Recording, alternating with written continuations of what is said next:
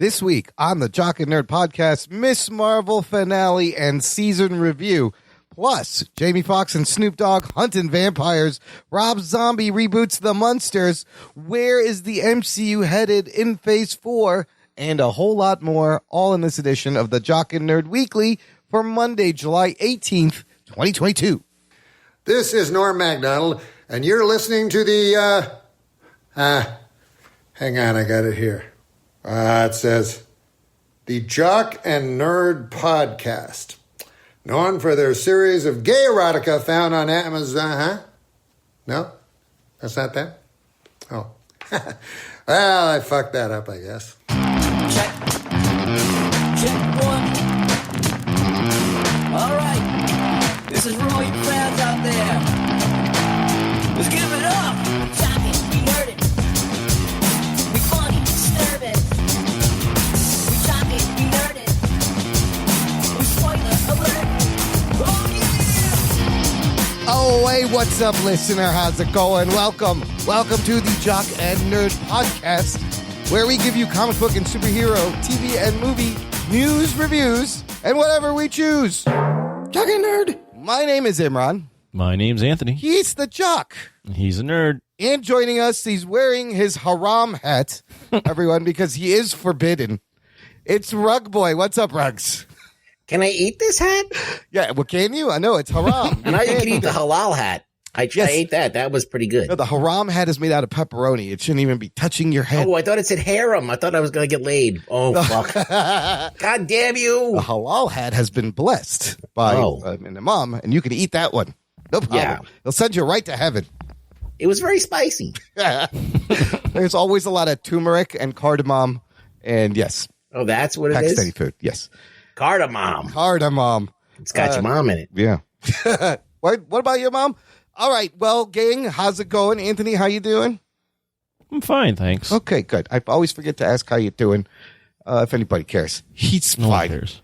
I can't wait to get to our main review. It's as you heard in the beginning. It's going to be a lot of inside Pakistani humor. But first, a little bit of geek news. Let's dive in right now. The Jock and Nerd Podcast. I got some random things here. Couple of random trailers.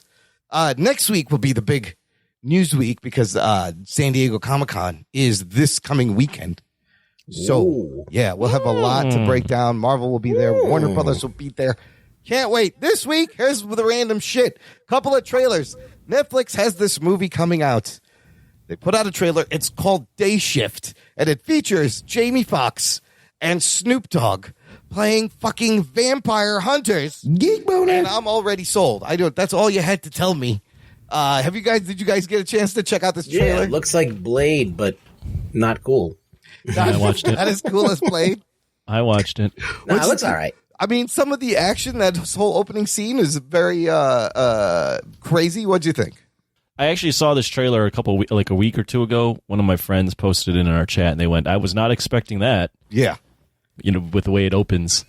And what did I think? I think it looks like garbage. I mean, it looks like a Netflix movie with Jamie Foxx, like that one we reviewed. Yes, Power. Project Power. Yes. And, it just looks like a concept maybe from, the 80s, but done now and not as, I don't know. I mean, it could potentially be kind of like a stupid little fun film, but given the track record of Jamie Foxx on Netflix, I don't have very high hopes for this at all. This one, I don't know. This one got me a little more excited than Power. I like the style of the editing and the violence and the gore you get in this trailer where he just shoots this old woman and she's a vampire and she's contorting. Here's the thing. It is directed by a first-time dude named J.J. Perry. J.J. Perry, stuntman. He is a stunt coordinator. Whoa, is he the one that he said he taught John Wick how to kick ass? From the people who taught John Wick how to kick ass, that's J.J. Perry. He did the stunts on John Wick Chapter 2, Fast and the Furious 8, Warrior. So this is his first and only directing credit. I don't know.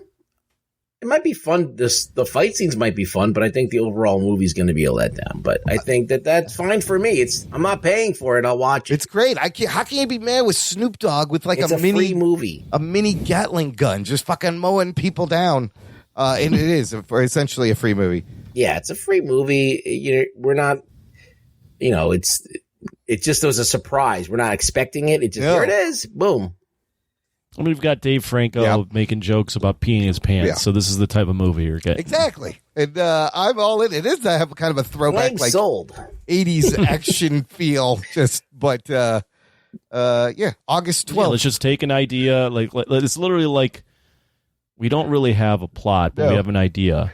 What would happen if we had Jamie Foxx and Snoop Dogg hunting vampires to collect their teeth for money?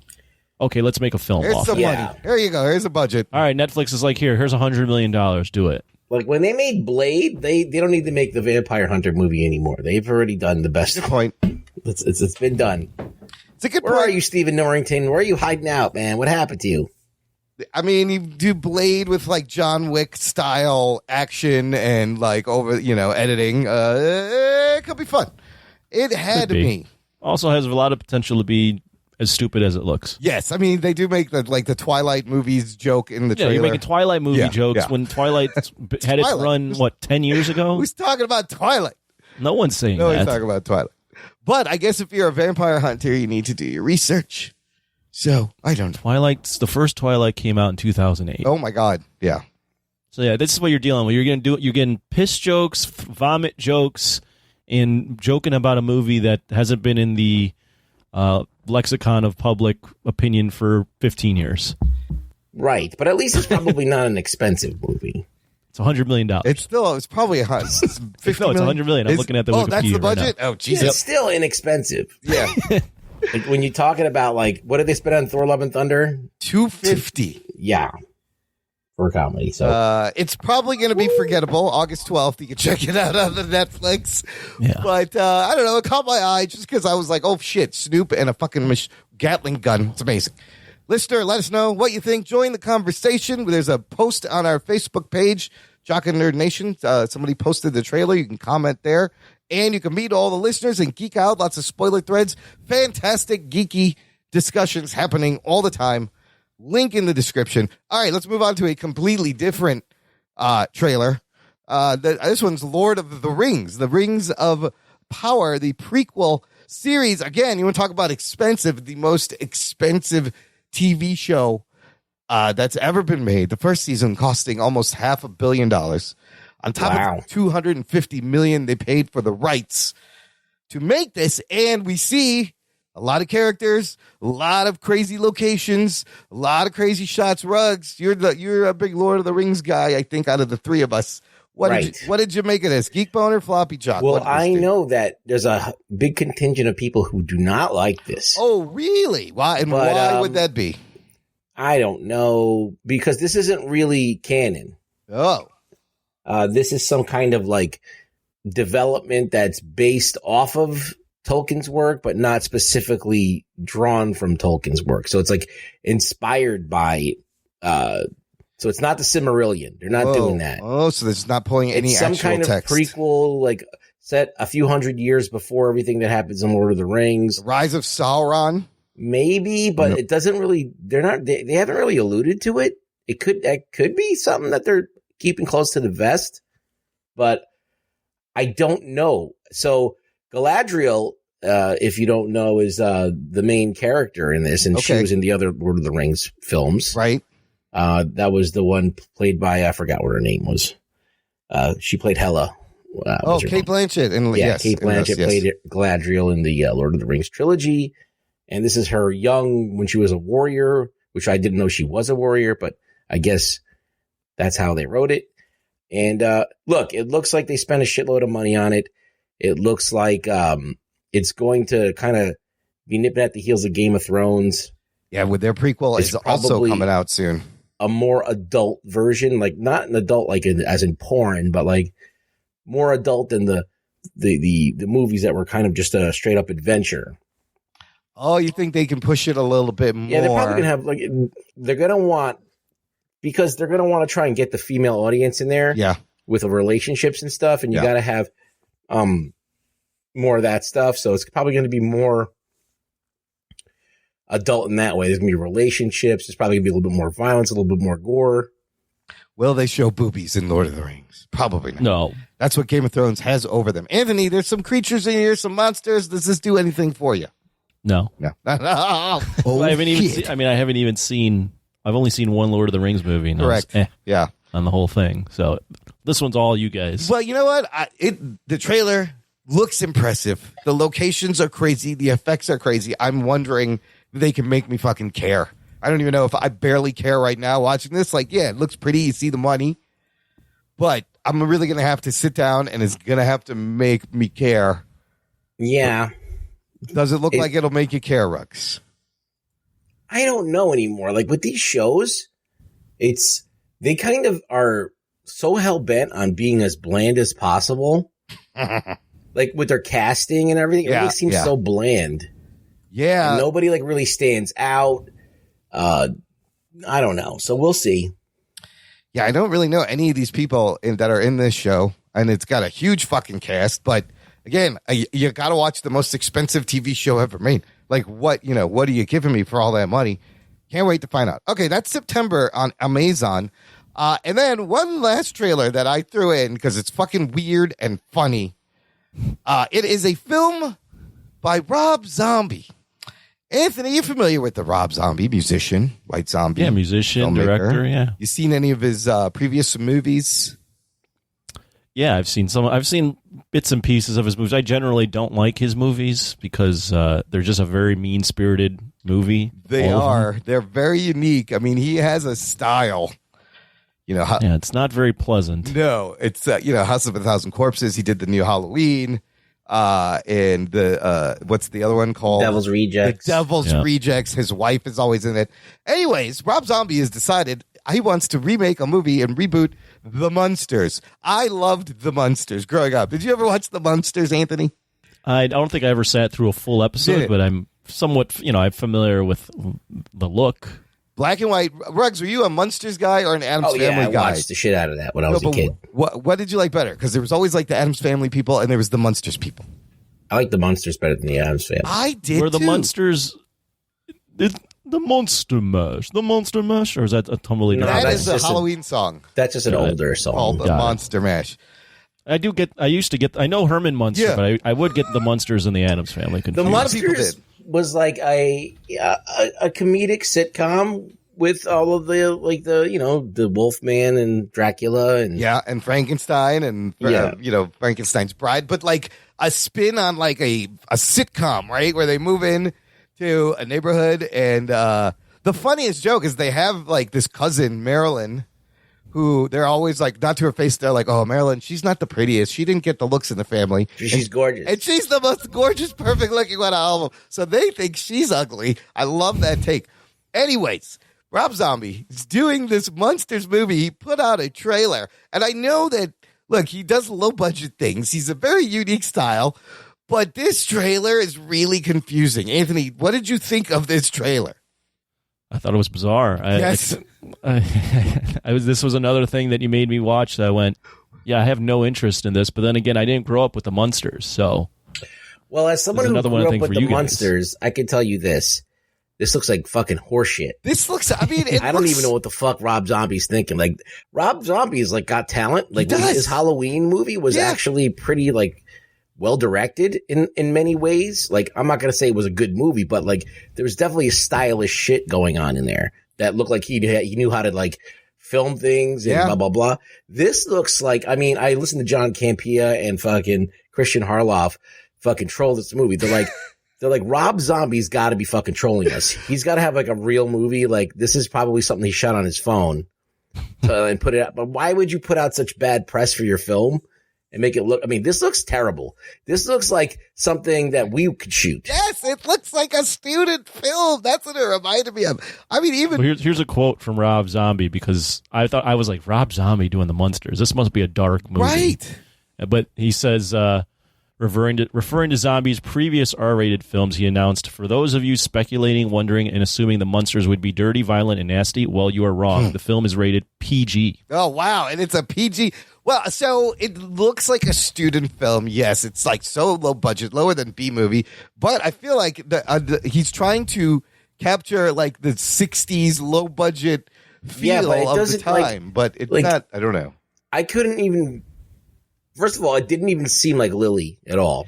That's Sherry Moon Zombie, his wife. Yeah, it didn't seem like Lily, the character, at all. It didn't seem like I don't know. It was just very strange. It's like a prequel when Herman and Lily meet, right? And Grandpa's there, and Herman Munster is played by Jeff Daniel Phillips. On the show, I mean, like the guy who plays Herman looks like Herman. He looks like Herman Munster. I always thought Brad Garrett could play Herman Munster, and even the guy doing Grandpa is close enough. Yeah. But Lily, I mean, Rob Zombie shouldn't cast his wife in everything. She has to be in every movie. And I don't know. It just looks bad. And I don't care if it looks bad. Like, I don't even care if he looks like it's on video. But I want the content that's there to grab me. And then none of it did. None of it felt good. It felt like this looks like really like disjointed. So it's like, is it a kid's movie? Is that what he's going for? Like, is it a parody? Can you tell me what even happens here? in the trailer? It's like like Lily meets. They do a meetup with she meets Herman for the first time. Like, what was that whole bit where there's like they were creating Herman Munster and that voiceover? It sounded so bad. There's a Nosferatu joke. I really like it. There's episodes of Power Rangers that look better than this. There's porn that looks better than this. Yeah, no, this is straight like Wolf Cop quality. Yo, Wolf Cop's better. Oh my god. Oh jeez. Oh yeah. This is bad. Like I'm saying it's so bad that I think Rob Zombie's doing this on purpose. Like it has to be. Like there's no way that it could be like an accident or like he was trying to make something and then ended up like this is like I don't know why he's making this decision. I'm hoping that he's trolling everybody and there's going to be a real movie. It almost makes me like have to watch this movie when it comes out to be like, what the fuck is going on? This is definitely a stylistic choice on his part. Yeah, but it's a weird stylistic choice in just, I mean, the black and white's there. You got the theme song. I'm dumbfounded. I love the surf theme song. Dude, Fred Gwynn on the original show just going fucking, Grandpa, oh, Lily. He's so good. He was amazing. And if they could capture that, but this is bizarre. I was like, what the fuck is going on here? So I need to see what your reactions were. Netflix really shooting for the moon with these two movies. They're like, we're going to give you a shitty vampire movie, and here's they're doing a prequel to Addams Family called Wednesday. I think Netflix is? That's either on Netflix or Amazon. But yeah, there's another show that's like trying to bring back Addams Family. Well, that's like everybody's favorite character from the Addams Family. Right, like Wednesday Addams. Like she steals every movie. She steals every episode. So even when they make animated films, she's the star. So it's obviously like you want to see her. So she's like the main standout. Are those made out of real Girl Scouts? I mean, that's still a funny line. Come on. It's the Monster Mash. The Monster Mash. You do the mash. It was a graveyard smash. And it's nothing to do with any of this, but it's a fun old Halloween song. Great song. It's a great song. Okay, moving on. Some MCU news. Like I said, next week we're going to hear more from San Diego Comic-Con. But this one from Hollywood Reporter, exclusive, Captain America 4 has a director, and it is a Nigerian filmmaker by the name of Julius Onah, who has previously directed Cloverfield Paradox. And that wasn't a very good movie. And this movie, Luce, Luce, I don't know how you say it. And there's a movie called Girl in Trouble. Very, young filmmaker. Not a lot of movies. So, I don't know. What do you guys think of this? What does this mean? I mean, we know they like to take chances. Well, this is the different Cap. This is Falcon Cap. This is Cap. Yes, Falcon America. Sam Wilson. So, yeah, I think they're shooting for 3s here right now. They're trying to get a 3. The movie's also going to be written by Malcolm Spellman, who worked on Falcon and Winter Soldier. Yeah, the writing on that show was uneven for sure. Was a little bit.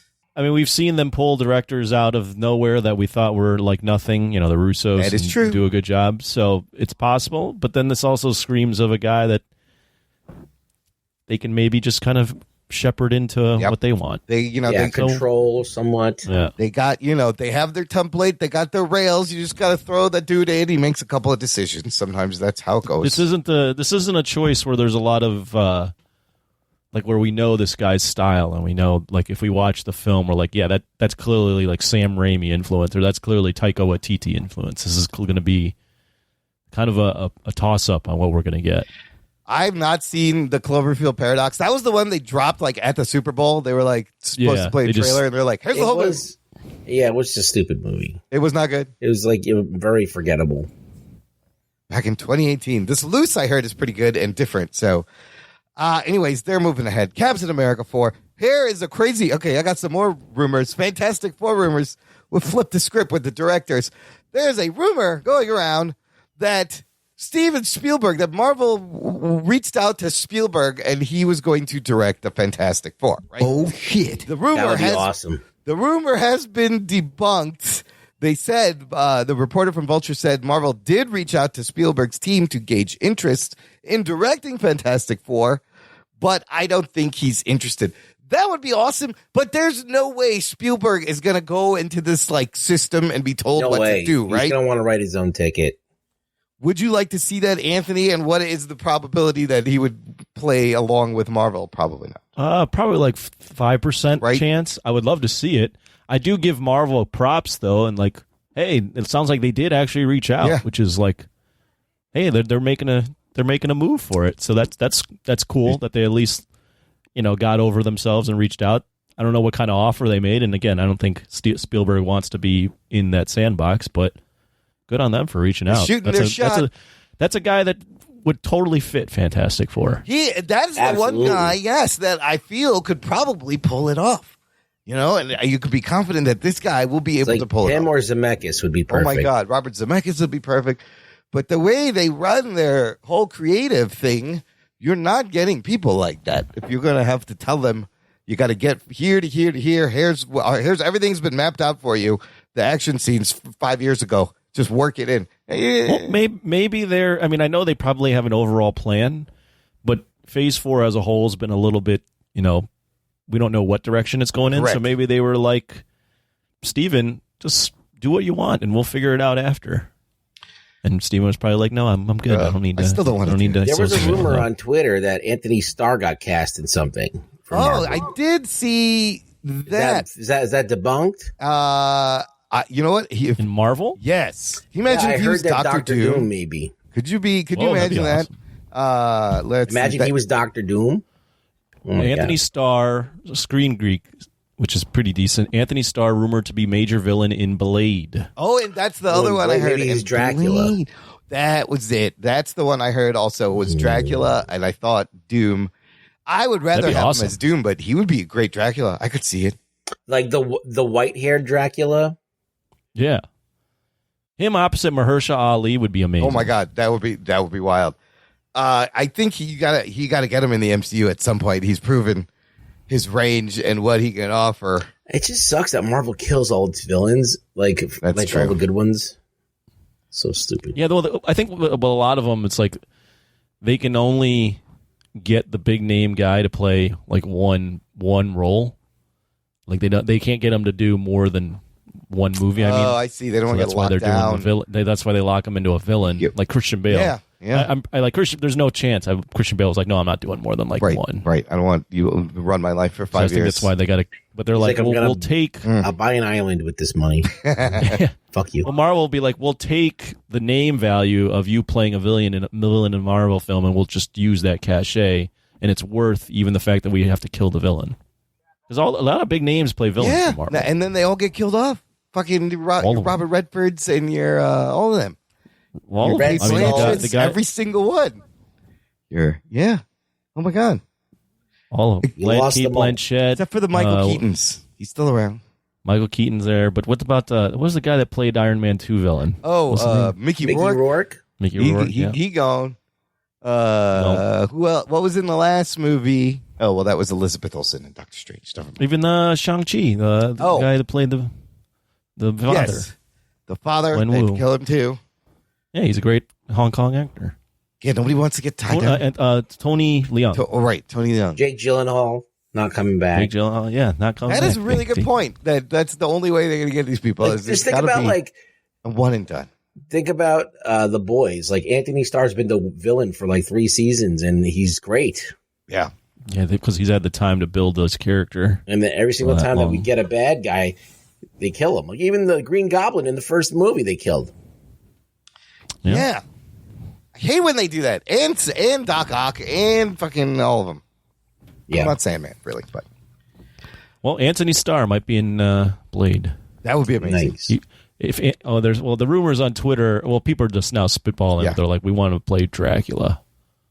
I mean, he'd be great as an X-Man. If you didn't do Dracula, he'd be great in a lot of roles. But you're probably right. He probably doesn't want a huge commitment with these movies. Some people. I mean, do. Anthony Starr. He's huge. great. Right.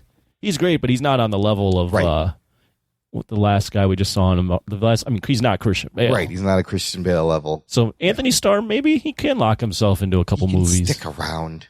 You can't kill Dracula. Dracula doesn't die. Dracula. And Dracula doesn't die. But him, like you said, versus Mahershala Ali, just acting, even without minus the action, them fucking acting up against each other. Oh, show me that. Yeah, Blade's, I think, filming as we speak or about the film. Well, listen, I want to talk about the Russo brothers, but first, I want to tell you, you can get great podcast swag at our TeePublic shop, listener, jockandnerd.com/shop, where you can get mugs, tote bags, tank tops, hoodies, t-shirts with a bunch of different designs, new logo, old logo.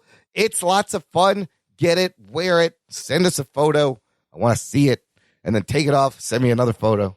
You know, the old runaround. Send him photos. Send me your pictures. Send him around some photos. Last thing on the news, I want to get you guys comment on some comments by the Joe and Anthony Russo. They got their movie, The Gray Man, coming out also this Friday, July 22nd on Netflix. Chris Evans, Ryan Gosling. We'll talk about that later. I looked up the Rotten Tomato scores. I don't know. We'll see what happens. But they talked about the cinema and the theater, and you know how all the old director dudes are like, this must be in the movies, even like Tom Cruise. Like from Tom Cruise to your Scorsese's, the theater is an experience. It is our church. It's got to be you got to watch it there. It's the only way. The Russo brothers, they got an opposite point of view. They said auteur filmmaking is 50 years old at this point. It was conceived in the 70s. We grew up on that. We were kids. It was really important to us, but we're also aware that the world needs to change. And the more that we try to prevent it from changing, the more chaos we create. It's not anyone's place to reject the next generation's ideas. A thing to remember, too, is that it's an elitist notion to be able to go to a theater. It's very fucking expensive. So this idea that this was created, that we hang on to, that the theater is a sacred space, is bullshit. Oh, shit. Is his comments.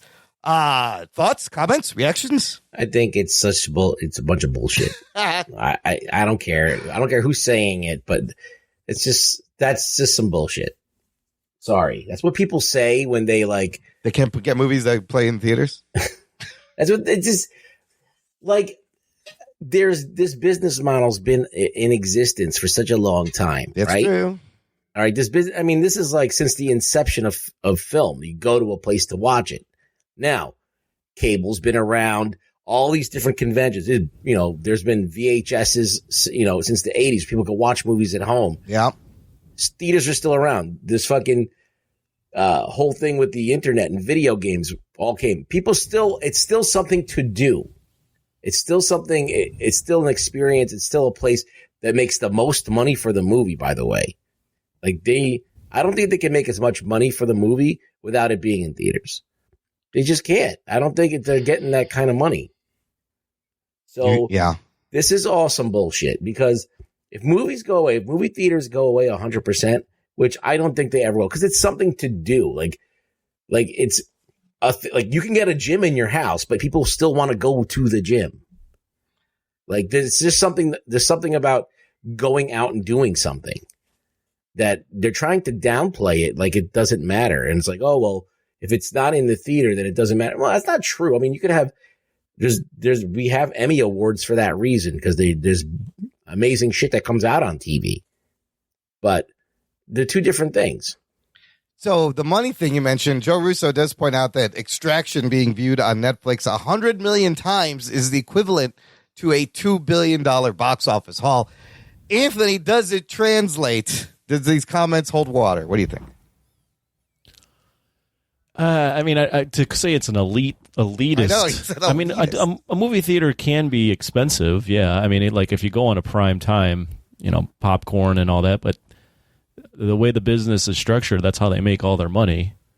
I mean, I think there's room for all of it. There's room for streaming and there's room for movie theaters. I think the shared experience to see a big film like Top Gun or Avengers Endgame or really anything, like it's still awesome to see those kinds of things in a movie theater, and it's still just fun to be in a movie theater with a decent crowd that's into a movie. Like I think that's still an awesome experience. So I think they're just saying this because the tea leaves are maybe pointed in the direction of streaming, but I don't know if movie theaters will necessarily ever go away. I mean, it is expensive, right? And they do make the point that, the price of a single movie ticket is the same as a 1 month of Netflix. What are you getting for that? But you're right. That experience, it's a very unique experience you can't get. And how many times can you sit in your basement and watch a movie? Like, even if you love movies, you're still going to want to get out at some point. But if you got a nice big screen and fucking surround sound, and you can almost replicate that experience of the quality. Still, you're missing out on the communal thing. I mean, sometimes it's annoying. You got people in your seat. People are yell at them. Yeah. So but, it comes with its things, but it also does, as I said, it's still a communal experience. Yeah, I wouldn't say it's an elite. Like saying it's an elitist, it is expensive, but it's not super expensive. I mean, I see families at movie theaters all the time. The same conversation did happen when VHS came out, and everyone's like, "Oh shit, that's gonna kill the theaters, and you don't need them anymore." No, everything lives on its own. The auteur filmmaking, though, comment also is strange because I kind of love the auteur filmmakers. I feel like they're inspired by auteur filmmakers, and at the same time, they're kind of making these corporate movies, right? They're cranking out these corporate Marvel movies.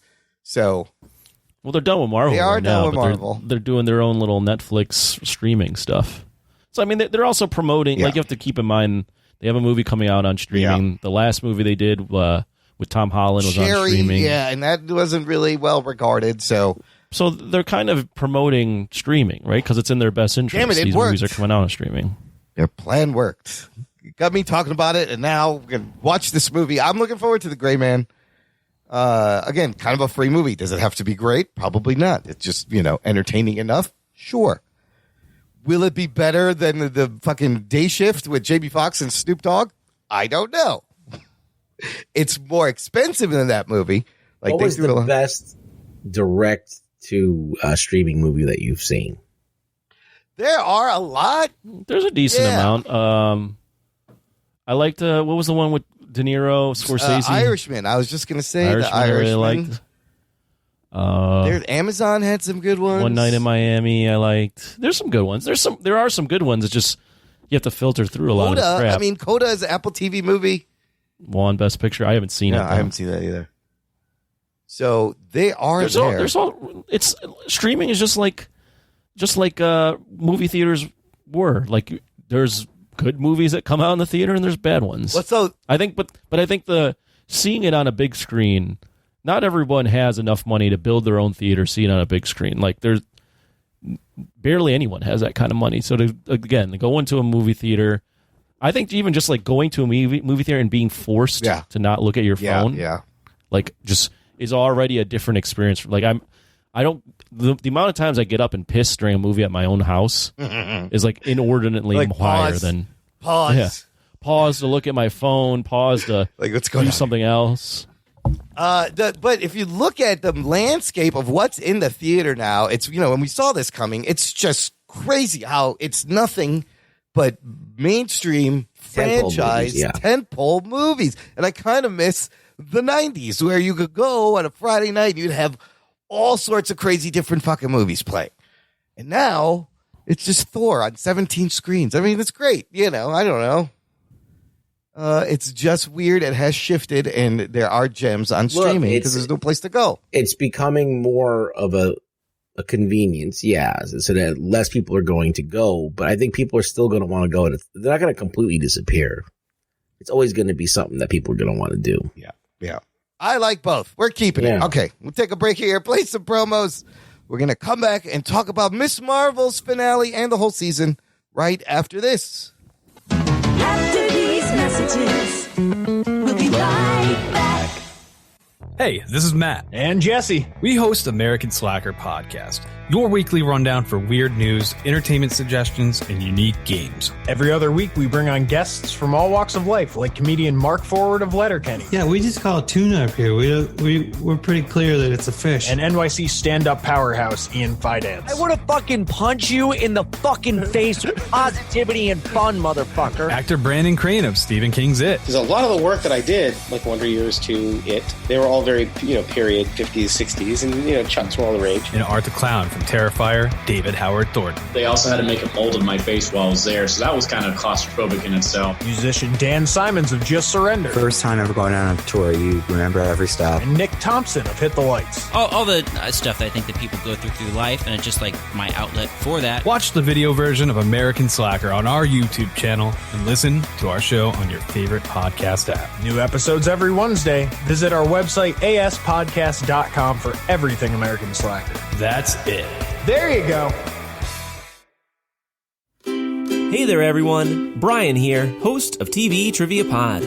It's a trivia-style podcast focusing on TV and movies. Listen in for questions like, what's the name of Michael Scott's screenplay?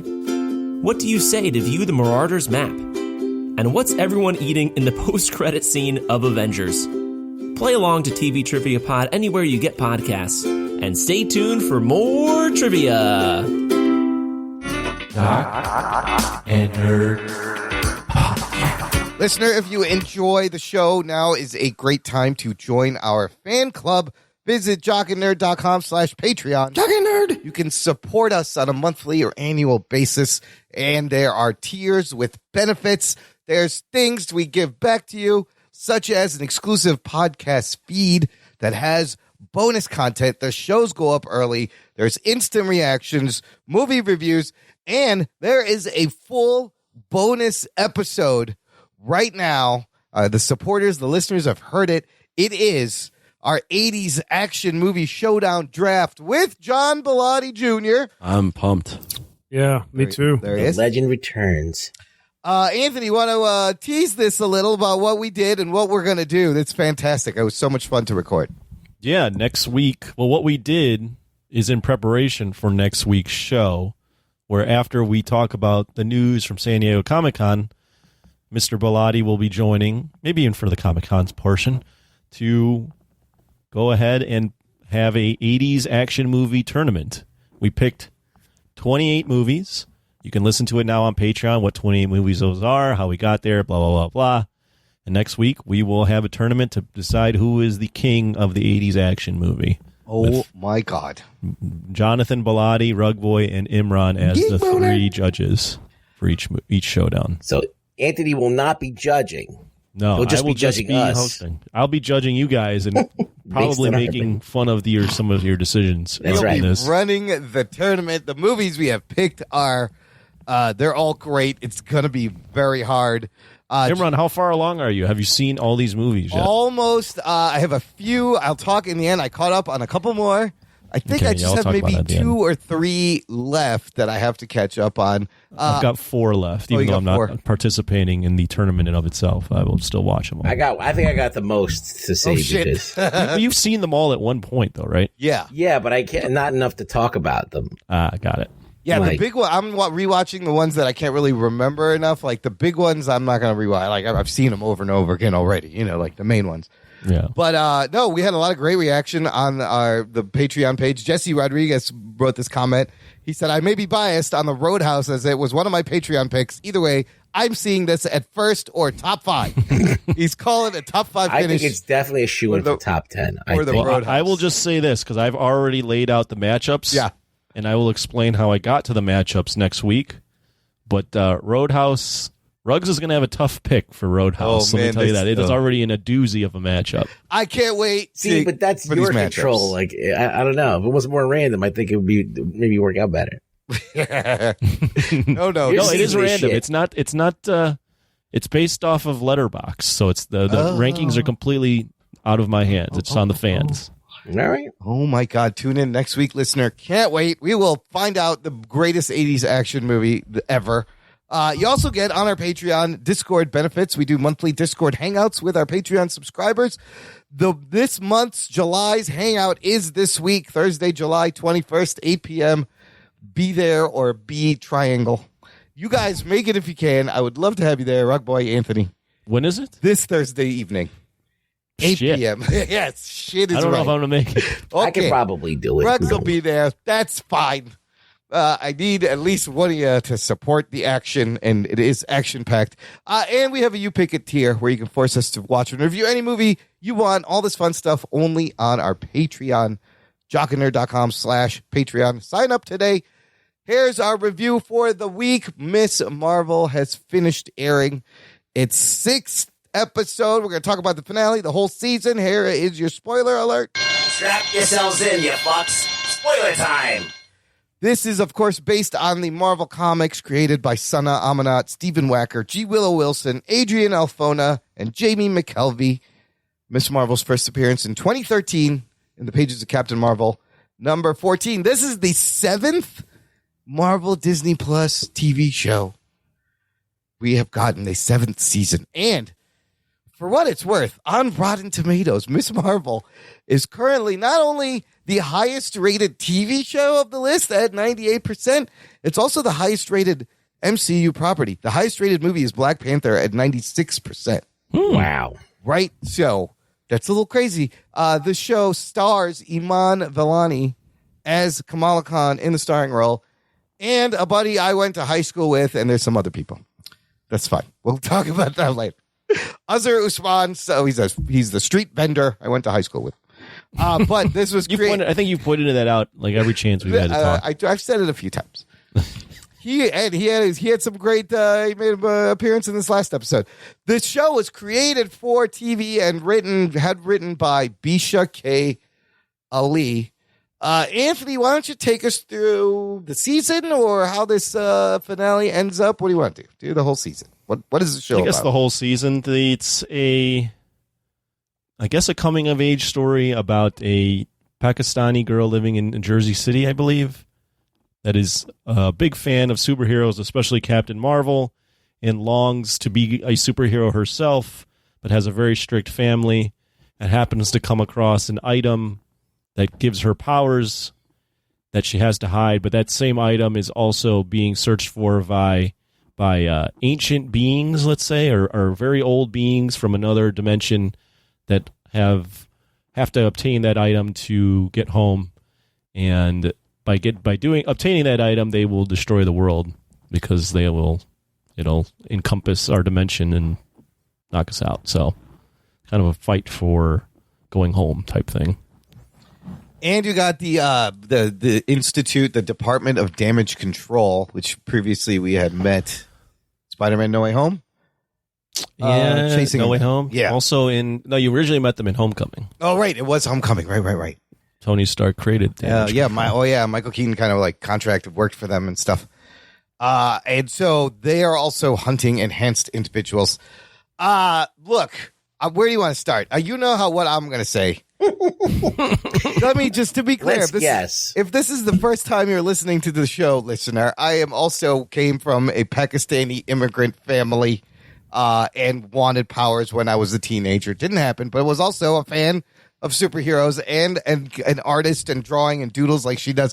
So let's just say everything they showed about the Pakistani culture, they nailed, and it was such specific shit I have experienced my whole life. I never imagined seeing it on a mainstream fucking show, much less a Marvel superhero show.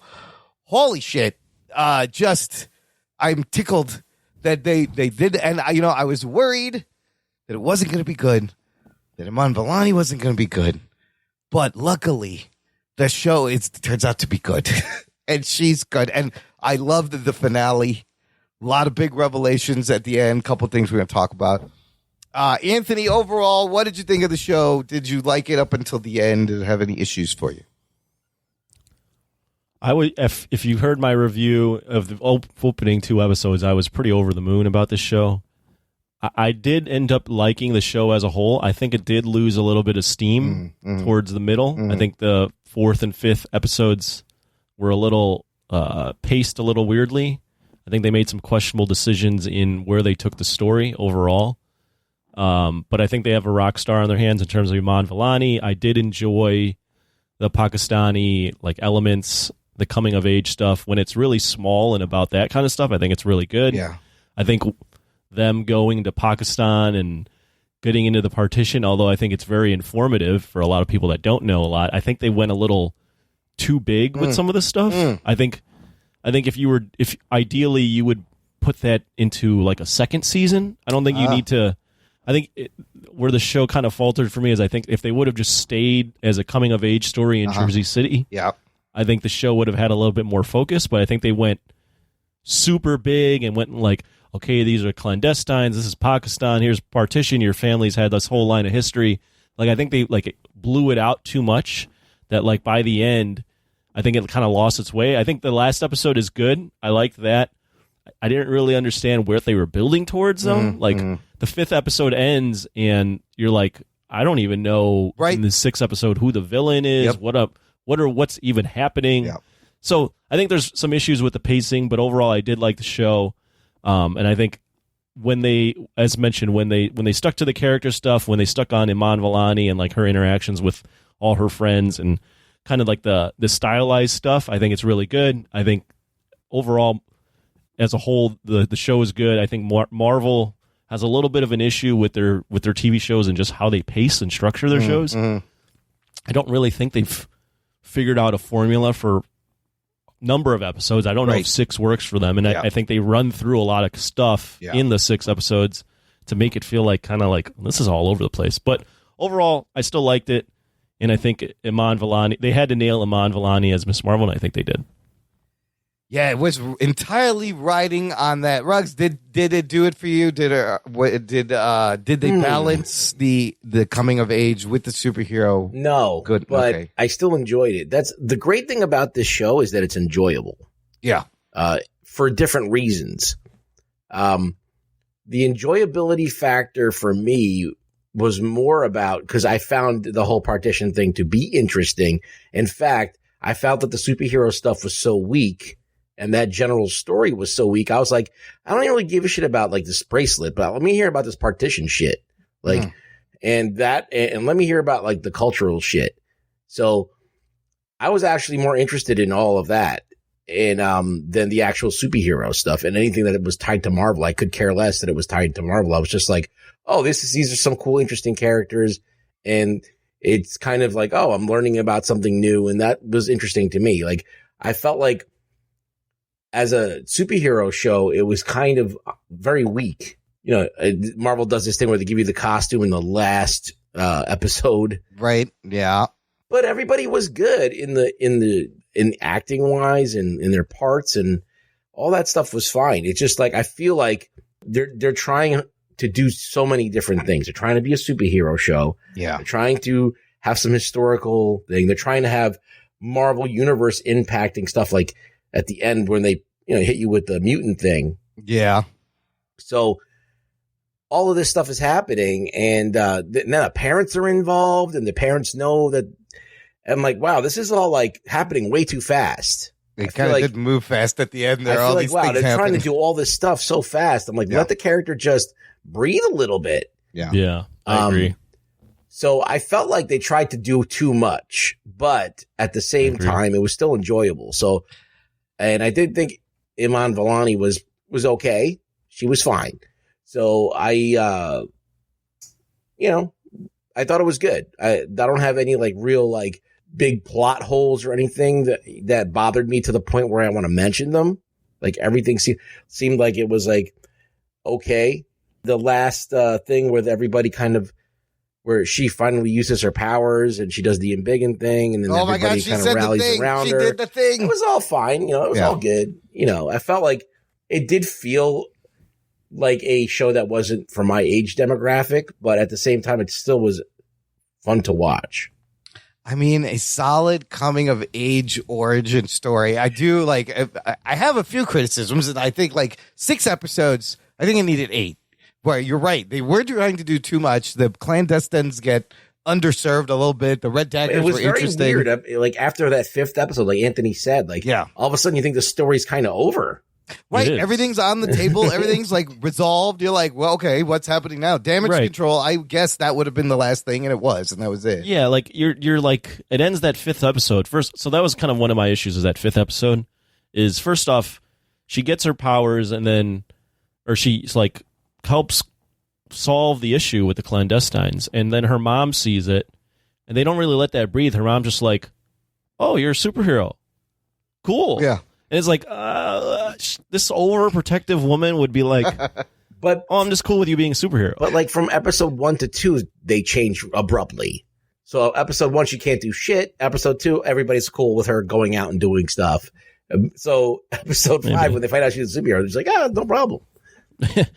But that episode ends, and you're like, okay, the clandestines are gone. Right, now what? What's that kid's name? Bruno. No, not Kamran. Bruno. Kamran gets the powers, but it's like, Kamran's not a bad guy. Yeah. And then, like, damage control's been there, but you're not like, I really want to see damage control get their comeuppance. So it was just like a weird space to leave the last episode. Yeah. We're just like, what does she need to save? Right. Where are we going with this? That's what I was like, is it, but, and, and it didn't, it kind of had like it's a small scale battle action scene, but I was kind of digging that it was just like, it's her origin and she has to go through this. So the twist they put in, I've kind of enjoyed, where Kamran, not a bad guy until he learns about his mom and he gets mad, and now he kind of turns on Kamala, and she has to not only protect him from everybody else, but also, fight him, because he's kind of at odds with her now. But they kind of come to the thing. She helps him escape. And then damage control, you write in, the one agent, she got a hard on for these individuals, and she's not going to listen, and goes ahead and attacks kids at a school, in front of everyone. And I love, like, the call out to the community, like very Spider-Man. A lot of Spider-Man. It's definitely this, like, current generation's Spider-Man story, where the community shows up, and even the cops are protecting Kamala at that point from the agents. So, it's supposed to be like an allegory to like her hunting Muslims, right, like thinking they're terrorists. Yeah. They have the line where she's like, you gotta, something along the lines of, you gotta be careful, like what these people get powers or whatever. Like, what do you mean what people? And he's like, kids. She's like, kids. Oh, that's right. She goes, but it's like, they're like, they're walking into the mosque with the shoes on. Again with the shoes on. I was like, what are you doing? But yeah, I mean, I thought the 6th episode was better just because I personally didn't like that they went to Pakistan. I get the partition stuff, but I just felt like they blew it up too much. And it's weird that it was like a second season type thing. A time loop the out second of nowhere? season would be the second season. I feel like you do the first season, right? Yeah. It's all small stuff. Yeah. And you end the first season. If they were going to do a second, you're like, oh, like you end the first season. It's like, oh, like you didn't just find this object. Like your family's had history, and you do the whole scene with the grandma calling and being like, "Did you see that? You gotta come to Karachi." Right. Yeah, and it's like, oh, like the second season, we're going to Pakistan. Yeah, that's how you would normally structure like a show like this. Yeah, but whatever. Yeah, I don't think they knew. None of these shows know if they're getting a second season. It seems like, and they're trying to. They try to throw everything. Right, they're trying to throw a whole story. Like I was listening to this interview with Bisha K. Ali on this podcast. She doesn't even know she's going to be involved next season. She's like, if they had another season, she's like, I'd be happy passing it on to whoever wants to do it. But I love the partition thing. It was crazy because I'd never even seen that. Just the train and the people. It is weird that it's a time loop that happened, and it was because of her. Yeah, that was weird too. Also, her grandmother finds her father, so that had to have. Like, I was like, yeah, they try to do too much. Well, they definitely broke their own rules. I did see a video because they broke the rule of if you can't travel if you travel to the past, it won't affect the future. Right. And like it creates its own branch. But I saw a video on Screen Crush. They were like, well, Marvel introduced time loops, so this is like its own little loop in time. Yeah, kind of what like in Endgame what they did. No, not like Endgame. Not like Endgame, because those are little time loops so they have to come back. Yeah, but the whole point of this loop is they did something in the past that affected the future, or that like made the future. It's like a never-ending circle type thing. It's like what? But if that it's happened, it's like a Terminator when Sarah Connor has sex with Michael Bihn's character. Right. That she makes John Connor. That was always going to happen. Connor always has to send back, what's his face? What's his name? Kyle of the Reese. character? Otherwise, Kyle he's Reese back not in time going to get or everything. born. Exactly, right. But if he didn't get born, how does he send him back? Oh, it makes your head hurt. Don't think about it. So that part was weird, yeah. So, it had a couple of pacing issues, I think is the right way to say it, but they need more episodes. But I love the music. I thought the music choices were was good. Fucking fantastic. I feel like it had kind of good episodic writing. Like they kept the mystery going. It didn't feel like a 6-hour movie chopped up into chunks. Which I would say it felt like it ended at the 5th episode, to be honest. It did feel like it ended at the 5th episode. They could have wrapped it up right there. No problem. It felt like they ran to the ending in the 5th episode, and then they were like, oh, well, we got 6. We got to do something with 6. Let's send her back. You got to fight some people. But they do some good things in 6. Look, any show that gave me like a Desi wedding, Eid celebration, partition, Karachi, Jesus. And a Riz Ahmed song in there, yeah, too. the Riz Ahmed, who's a rapper, MC Riz or something. What's his name? I don't know. But like, that's your boy. You should know. He's not bad. I like his rapping. I just don't know. I forgot his MC name. But the little details. Was in that show, the other show that was about Pakistani culture that you forgot about. Yes. What was that one called? The Night Of. Night Of, yeah. Yeah, cab drivers may or may not murder people, and I don't know. Do a bunch of cocaine and then murder that cab driver. Not remember what happened, and got to get away with it. But the little details that this show has from the Pakistani culture, like in the wedding where there's a thing where he's like, who took my shoes? Like there's a game that they play where you steal the groom's all his shoes, and he's got to like keep giving you money, and you like extort him basically for him to get the shoes back. That I remember that every wedding. I'm like, why are people stealing shoes? That was in there. Just the way the mom talks to her and saying beta and chalo and like, oh my God. I was like, I can't believe this is on TV. I love the fact that Bruno makes her mask. She has the red scarf from the Red Daggers. Her mom makes her a costume based on the broken necklace she finds, and her dad tells her that her name Kamal means wonder or marvel in Urdu, and gives her the name Miss Marvel. That was a nice touch. I love all that. That's like so perfect fucking origin story. Where the community, her parents and her community, like created her look and name. Yeah, that's nice. And now they all know, and it's just so funny. Like Chloe's. Well, they know, but they're doing the secret identity thing. Yeah, where it's like you throw on a Zorro mask and no one knows who you are. Okay, who is that? Iman Vellani looks a lot like, she reminds me of my cousins. Like I have one family. There's a bunch of female cousins. They all look like her, and I was like, this is crazy. She looks like my cousin. I got one Iman Vellani weird thing that they did, though. Well, there's plenty of weird things, but one really strange thing that stood out to me was like, were they saying that she had potentially 3 love interests in a 6-episode show? Oh, well, there was Kamran, who she almost kisses. Bruno likes her. Clearly likes her. And the dude from Red Daggers seemed like they had a little thing going on. Oh, my God. She was flirting with the Red Dagger guy, too, a little bit. I was like, this is an odd choice for a 16-year-old or whatever. Aggressive. Like every guy is just fawning over her. I felt the worst for Bruno because, no surprise, I've been in that situation.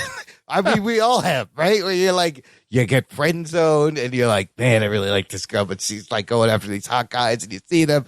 And I just felt for Bruno 100%. And I guess he's going to Caltech after all, taking the fucking thing. I even love like the Home Alone style plan they had. Oh yeah. Oh. Well, I liked that they did the where she draws on the chalkboard and it's like stylized again. I'm glad they brought that back. I don't know when she had time to draw all that shit while they're coming up with a plan, but yeah, they kind of lost that whole thing from the first episode, like throughout the series, and then they brought it back in the end. Yeah, exactly. They lost some of that stuff. They tried to pull it all back together and give you the action and the coming of age stuff and the kid. I mean, Chloe shows up and then her brother shows up. It was great. And then everyone's just able to get into the school before the police can. Yeah, like how well he explains. He's like, I went to school here. Use the window in the bathroom. But yeah, and the battle is kind of brutal. Like she's taking some hits and they're fucking shooting at her. The Embiggen, I thought that looked pretty good. Like it looks goofy, like it's supposed to. It would look goofy. Wait, 1 second. Yeah. You said the battle was brutal. I mean, she's getting thrown. She broke, dude. She flew through like a bathroom stall and broke a toilet, and then that one thing threw her against the wall. There's some hits. She's taking some hits, and the whole community. I don't know if I would describe the battle as being brutal, but all right. It was foam and softballs. They were shooting foam and softballs. There was a at each foam other. party. That was great. They just pulled a impromptu foam party right there. Is that how it looks like, Anthony, when you go to these foam parties? I haven't been to a foam party since I was probably 17 years old. In Ibiza? I went to a foam party in Ibiza. No? It's not you? No, okay. that wasn't me. Not yet. Don't know if you want to actually go to a foam party. No, it's probably real dirty. Yeah. What kind of germs are in there? Everybody's getting COVID there. Fuck. Oh, yeah. It's a COVID factory. Mask up. I'm going to a foam party. What'd you think of her in Big and Look? And like, Cameron like pushes the car, she catches it, she's showing some actual strength and force and smashing fucking Humvees. I was like, this is dope. I think she earned it. I think it's fine. Yeah, I mean, they I didn't read the comics, so they definitely, but it seems like they definitely strayed away in terms of like the origin of their powers. Oh yeah, it's way away, but they're still incorporating that stuff. So yeah, I mean, it looked all right. It looked fine. Yeah, I'm with Ruggs. It is different. Here is the biggest difference at the end when a week later wrap up, Bruno tells Kamala, hey, I did some more digging. Because you got to ask Wonder the question. She has the bracelet. Did her mom have powers? Did her grandma have powers? Was it just her great grandma? Well, how does this work? I think that if any of them had used their powers, the Order would have come looking for them. The clandestines would come. Oh, well, but so, then if that is an incongruence and they did have powers, then they should have showed up. Or is it what Bruno tells her? He goes, there's something in your DNA. He says she has a mutation. You hear the X-Men 97 stinger. I was like, oh, shit. Oh, shit. That's the second time. Real quick throwaway line almost. And I love her response where she's just like, it's just going to be another label. Whatever. Let's go get shawarma. I was like, that's pretty good. But holy shit. That'd be the first. Is she the first MCU mutant in this MCU universe? Perhaps, yeah. I just find it very strange that it's just some kid that finds this out. Yes, this is Bruno. And oh, yeah, this kid's the smartest kid in the world. He doesn't have parents. His fucking place, his house blew up. He's making Amazon Alexas. Oh, yeah, he's making, they play Urdu music, play Pakistani music. It's just very strange that would be the person that would discover. I guess for those that don't know, she was originally an Inhuman in the comics. Right. And this was at the time when Marvel Comics was trying to get away from expanding the X-Men roster, the mutant roster, because Fox owned the X-Men. So they tried to pivot. She's supposed to be a mutant, is what you're saying, right? Yeah. No, she was an Inhuman in the comics. She wasn't Inhuman, but before, I believe, Sana Amanat originally wanted her to be a mutant. Right. Well, whatever it is, Yeah. They weren't doing that because they pivoted away from using any Fox properties in Marvel Comics. So everything was being reran as an Inhuman, so they were trying to pump up the Inhumans, which is why we got an Inhumans TV show, and there was supposed to be a movie. And they're nowhere near as cool as the X-Men, and they never will be. No, so. I mean, so that's why back to the X-Men. And that's why they're like, well, let's buy it back. But remember, there was a time they were literally phasing out the titles. There was like almost no X-Men comic books being published because they were like, we cannot let them, we need to break this. We can't give them any more money. And now it's all back, and they can say mutation. And I mean, we'll talk about this later because I want to talk about where the Phase 4 is going. But I think this now is probably like the biggest, most important, impactful thing that has happened in Phase 4 that seems to point to things, that's left a clue, a breadcrumb. It's finally something that we can look forward to, like the Marvel version of these mutants. But we've had so much of these mutants already. It might, I don't know. Is it too late now? I mean, how excited are you to see like Wolverine when we've already had Hugh Jackman as Wolverine? Well, Ruggs, what do you think about that rumor? You weren't on that show. We were sick when we talked about the rumor of Taron Egerton talks with Marvel, possibly to play Wolverine. What do you think? That's fine. Right? It's not bad. Yeah. I think you can pull it That's off. not a bad. I wouldn't shy away from that. That can be good. Pull it off. But they teased us with Professor X and Doctor Strange, Multiverse of Madness. Yes, he was there. Yes, they played the stinger, and then Wanda ripped his head off. I watched that again yesterday. It was good. I enjoyed it second time. But this is main MCU timeline universe mutation 616. Holy shit! Probably the biggest thing that this is a huge thing. You're actually right that this is probably one of the bigger reveals they've had. That's actually a reveal and not like a fake out or something like that. What happened at the end of the episode with Brie Larson? Okay, let's get into that because the other things all of these shows are doing are setting up movies. Like they've all kind of pointed at the end to the movie that goes along with it. At the end, Kamala, she's on her bed and her mother's like, I don't hear you doing homework. And she gets up and her bangle starts glowing. And then you see her kind of get sucked into her closet through the door. The closet breaks. She's gone, and up comes fucking Brie Larson, Captain Marvel, in a new costume, new hairdo. And she looks around, and she sees that she's surrounded in this room with pictures of her, and she's like, oh, no, no, no. Now, it would be easy to mistake, which I think a lot of people had, that Kamala turned into Captain Marvel. Because in the comics, when she first got her powers, she made herself look like Captain Marvel, because she didn't know she couldn't be a brown girl from Jersey. This was their idol. She's like, I'm just going to look like Miss Marvel. That's not what happened here. This, according to Bisha K. Ali and Nia DaCosta, the director of the Marvels, directed this post-credit scene. They have swapped spots, apparently. Kamala was transported and replaced by Brie Larson, Carol Danvers. And so the Marvels, that also has both of them, and Monica Rambeau, probably part of the story is going to be like, where did she go, and how do I get her back, and what happened, and what was Captain Marvel doing at the time she got flipped, and does she have a bangle also? How does the bangle tie in? What do you think of that, Anthony, at the end, that post-credit scene? I didn't know what to make of it, but I actually was like, this is a post-credit scene that's like a good one, right? It's like not necessarily a fan servicey one. It's more like hey, this is like a tease. Yeah. You don't know what the fuck just happened, but now to find out, you have to see the next movie. I actually thought it was a good post-credit scene. It's actually well done. It doesn't undercut anything Kamala's been through, right? Like you were expecting a Brie Larson cameo, but she could have easily taken over the whole thing, overshadowed her. You build her up. She's got her whole origin story, and then this is just a little flavor on top. You're like, oh shit, fuck, what's gonna happen? So I thought it was very well done. Ruggs, what do you make of this? I'm interested to see what happens. I mean, as I said, I don't think it was filmed that well because I did think that she transformed into her. Yes, I can see how you would. And they should have kind of filmed it in a way where it would be a little bit more obvious. I mean, maybe they were trying to be like, coy about it. But it sounds cool. They could have been ambiguous.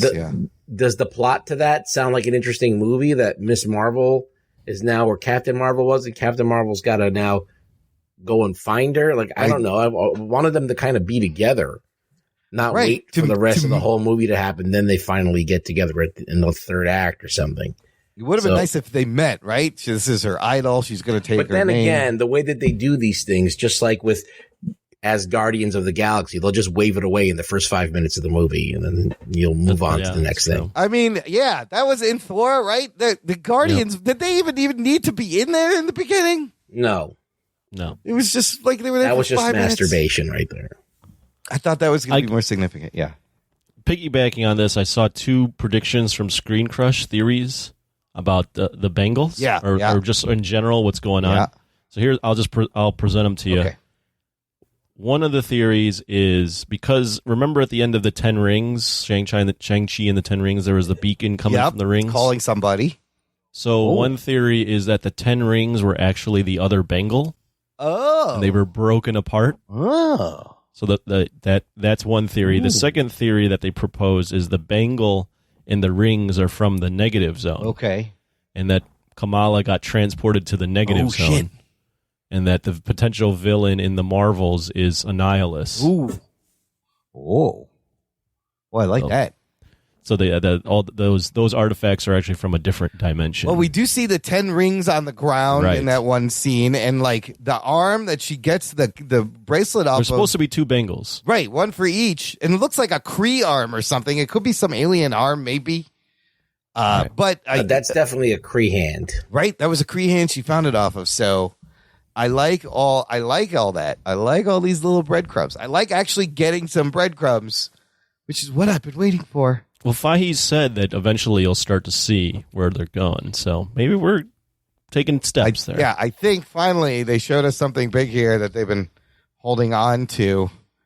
Also, Bisha K. Ali did say she had a lot more about the clandestines and Red Daggers that got cut. Backstory. They had figured out backstory for a lot of things, but they had to cut it all because it's got to be 6 episodes. 6 episodes. I don't know why. Run through it. I don't know why you got to be 6 episodes. You could do 8. It's fine. You got to run through everything in 6. Real fast. And one episode isn't even going to have Kamala in it the whole time. Which episode was that? That was like episode 5, like the flashback and when she goes back in time. Like she's barely in it, right? It's all about Aisha, which I love that story. It was like a very heartfelt story. Also, I love how like Captain America, gets frozen in World War II in the MCU. The partition happens like 2 years later. So you tie in that war, the soldiers in India and Pakistan who fought in that war and came back and then were treated like shit. And, what they went through and just learning about that I kind of like that, seeing the MCU in Pakistan at that time. Same thing as all this stuff exists in the MCU, which is great. Muslims are real. All right. Well, look, final thoughts. Give it a rating. Let's rank it out of the 7 Disney Plus TV shows, which are WandaVision, Falcon and the Winter Soldier, Loki, Hawkeye, What If, Moon Knight, and now Miss Marvel. Anthony, what would you give it? Let me check. I put it on a list. Oh, you did put it on a list. Yeah, I have it. I'm going to go 7.5. Okay. And I have it tied for 3rd with Moon Knight. Okay. I think Moon Knight, and although different shows, I think it's on par with Moon Knight. Yeah, I can with WandaVision and Loki being ahead. Okay. For me. I can see that. The connection. I think both shows have a very interesting things. Yeah. I think they were both very oddly paced, but I like the I like the characters. I just don't know if I like the how they played out the shows. Both new characters, first time out also. Yeah, both shows hooked me initially, then what are they doing? Yeah. And then by the end I was like, I liked it. I just wish it was executed better. Yeah. All right. Fair enough. Ruggs, where would you put it? I don't know. I think I like WandaVision and Loki and Moon Knight are like the ones that I think are the best ones, and then this is right underneath. So I guess it's second place. They're all tied for first, those 3. So this is second place. Right. I mean, it's in that next tier. Yeah. I mean, all the shows have something special in there. They pretty much do a good job, but okay. They've done a good job. Yeah, I would say overall. this. They've done a good job overall, but they've also not really home runned any of the shows. No, that's I would give it a 7. Absolutely right. Out of 10. Yeah. So it's better than the average show. And it had a lot of stuff going for it. I just think it's weak as a superhero show. As was Moon Knight, by the way. So they're both weak in that respect. Okay. That's a good point. Yeah. But they're both not very superhero-y till the end. Yeah, they just don't capture and it's kind of weird because Moon Knight wasn't even going for superhero stuff at all. Right. But it was all about superheroes, but it didn't feel superhero-y. Enough. Right. So it was kind of weird. It's like Moon Knight avoided it and this show tried to embrace it, but somehow it wasn't clicking. Because they were trying to do a lot of things there. Yeah. Imran, 10 out of 10? Well, look, both of your rankings are absolutely accurate. It makes a lot of sense. I'm going to give it 8.5. I'll put this at number 1, though. And followed by WandaVision, Loki. I did love Moon Knight a lot. And then this one hit a personal string. But the fact that I saw this shit on TV, it gives it a little bit of edge, and that they got the tone of it right. They got the cultural things right. There are some funny jokes where Asian people or Pakistani people watching this were like, yes, it was very realistic up until the mother said, "I'm proud of you." And then I just couldn't believe it. There's no way that mom would say, "I love you, I'm proud of you, Kamala." I did like the bit where they were like, she told one person, she told the dad, and the whole family knew. Or she told her no mom. one can keep a secret. That happens you find out big news, and then literally the phone from Pakistan, it's calling. The phone's on, and they've already heard it somehow. They're calling about this big news. You're like, how? I just told my mom. How do you know this? The mom always spreads it. So there was no way you weren't going to like this, because when we first started the show and Miss Marvel was a comic book, you literally said, "I'm Miss Marvel." I'm Miss Marvel. This is and then they put you on TV, so for me. You were going to love it. I feel seen. Man, no, it's just they changed it a lot from the comics, but some of the dialogue and the family stuff is right from the comics. Right. But the brother still has a very epic beard too. Yeah, the brother looks the same. No, I'm saying in the show. Yeah. I think that's a very impressive beard, as Rugway pointed out. It's like a black hole. Like light doesn't escape from there. It's so amazing. black and perfectly shaped. I don't know what kind of beard oil he uses, but it's probably olive oil. Yeah, your beard doesn't look like that. Oh my god, mine is like could you do that with wiry your and pubes? shitty. Like, could you get it that long and His pubes probably look like an that awning too. for your dick? Yes. Yeah, like his has a very like nice thickness. Yeah. Well, yours is like wired. Mine is like on your wiry face. and shitty. If I let it grow that much, maybe, but like it starts to annoy me, and I can't. I just can't. There's too much. Like I don't know how you can have a beard like that, but because it's a lot of maintenance, bro. You got to comb that shit. You got to wash that shit. You got to shape it. I don't know how they do this, but all right, for them to do this and do it well, and it's just it's lovely. It's lovely. I love it. I'm surprised it's the highest rated one, but good for them. Yeah, 98% of Rotten Tomatoes is crazy, and like, wow. I don't think a lot of people watch this. I think the viewership, no, it's probably the lowest. Probably the lowest audience, highest rated. Hopefully, well, two things: one, not for everybody, not marketed for everybody. Yeah. Two, I think there is definitely some Marvel fatigue going on. Possibly. There's a lot of shit. So, It's like there's so many characters. There's a lot of stuff. Yeah, there's so much going on. We're gonna get into that. Also, the some of the directors, of course, Adil El Arbi and Bilal Fallah, they are doing Batgirl, which is gonna come out at some point next year. Who knows? Set photos floating around. Michael Keaton's in it. But they got a Batgirl gig, so that's cool. They get to dip their toes in both universes. Okay, news from the nation. Let's find out what the listeners are talking about. It's time for news from the nation. It's time for news from the nation.